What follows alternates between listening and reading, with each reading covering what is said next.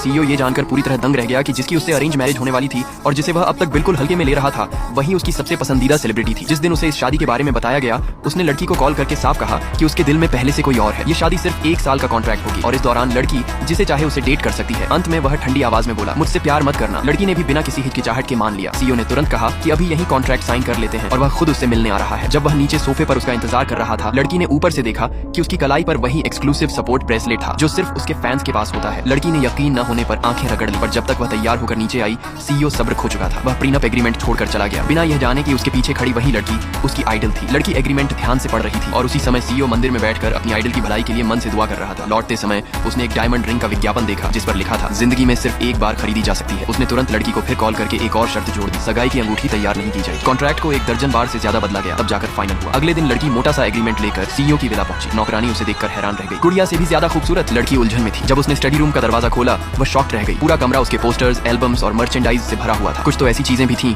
जो उसे खुद कभी नहीं मिली थी। उसे समझ आया कि उसका फियांसे उसका पक्का और जुनूनी फैन है। तभी सीईओ का फोन आया। उसने कहा कि कॉन्ट्रैक्ट दूसरी मंजिल की स्टडी में है। लड़की बोली कि वह उसे पहले ही नीचे रख चुकी है। ये सुनते ही वह घबरा गया और बोला, तुरंत बाहर आओ, अंदर की किसी चीज को मत छूना। लड़की ने सीधा पूछा, जिस औरत से आप प्यार करते हैं क्या वो वही सेलिब्रिटी है? सीईओ कुछ सेकंड चुप रहा और फिर धीरे से मान लिया। उसने कहा कि उसकी आइडल ने अचानक इंडस्ट्री छोड़ने और शादी की घोषणा कर दी है। उसने कसम खाई कि अगर उसके पति ने कभी उसे तकलीफ दी तो वह उसे दुनिया के किसी भी कोने में पकड़ लेगा। ये सुनकर लड़की ने पूछा, क्या आप उससे इस एग्रीमेंट के लागू होने से पहले मिलना चाहेंगे? सीईओ ने साफ इनकार कर दिया। लड़की ने निराश होकर कहा, उम्मीद है कि आपको पछतावा नहीं होगा। शादी का सर्टिफिकेट लेने वाले दिन सीईओ को डर था कि कहीं वह लड़की को पहचान न पाए, इसलिए उसने उसकी फोटो मांगी। लड़की मुस्कुराकर बोली, आप मुझे खुद ब खुद पहचान लोगे। और जैसे ही वह उसकी तरफ मुड़ी, सीईओ की आंखें चौड़ी हो गईं, उसकी पुतली आंख कांप उठी।